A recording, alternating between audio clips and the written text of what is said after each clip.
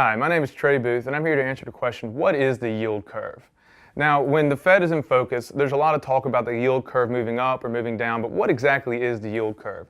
So I've drawn a yield curve here where you have rates on this axis going up, low rates to high rates, and then time on this axis. So the further out in time, the higher rate you should get.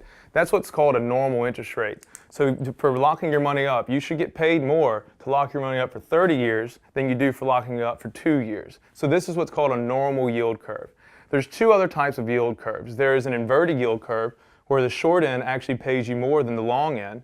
So rates, as you invest longer, actually go down. This typically comes with a recession where investors do not expect economic growth to be high going out, and so they're not willing to lock their money up. If they do, they're expecting lower rates.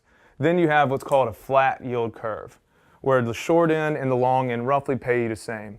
So what's concerning investors right now is that as the Fed has pushed up the short end of the yield curve, we see the long end actually come down. And so we're getting closer and closer to what's called a flat yield curve, where you're not really getting paid much to lock your money up. Right now, for 3 months in treasuries, you can get about 1%.